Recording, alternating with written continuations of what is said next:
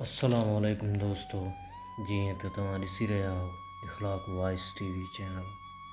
Friend, Ikhlaq voice TV channel में तव्हांखे दिलि जी गहराइनि सां अस्सलामुअलैकुम।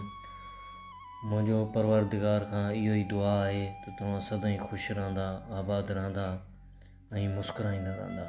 अल्लाह तव्हांखे हर बीमारी, हर मुसीबत खां पनाह में रखे। तो फ्रेंड, अॼु जो मौज़ू आहे असांजो हज़रत अली रज़ी अल्लाह अन्हा जी ॾाहप।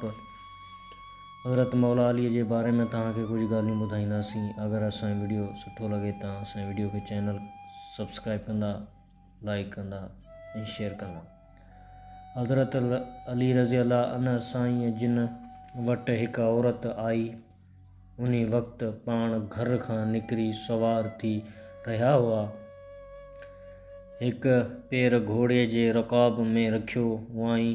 उन औरत अर्ज़ु कयो त या अमीरुल मुमिनीन, मुंहिंजो भाउ 600 दीनार छॾे मरी वियो आहे, मगर माण्हुनि मूंखे सिर्फ़ु 1 दीनार ॾिनो आहे।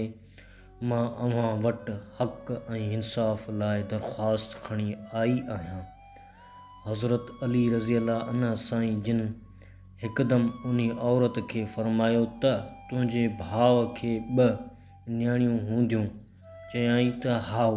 फ़रमायूं त 2 नियाणियूं यानी 400 दीनार त उन्हनि लाइ थिया, ऐं तुंहिंजे भाउ खे माउ बि हूंदी जंहिंखे 100 पहुचनि था। उन्हीअ जे ज़ाल बि हूंदी जंहिंजा 75 दीनार थियनि था। छा तुंहिंजा 12 भाइर आहिनि? चयाईं त हाउ साईं।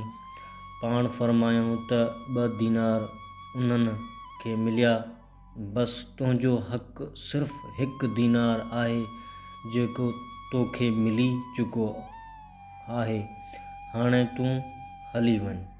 सुभान अल्लाह। केॾो हज़रत अली रज़ी अल्लाह अन्हा जे फ़ैसिले करण में मज़ो आहे। हज़रत अली मौला जी ॻाल्हियुनि में हिकिड़ो त इंसान खे दीन इस्लाम जे बारे में ख़बर पवंदो आहे, ऐं ॿियो हज़रत मौला अली जा फ़ैसिला ॿुधी इंसान जो दिमाग़ खुलंदो आहे।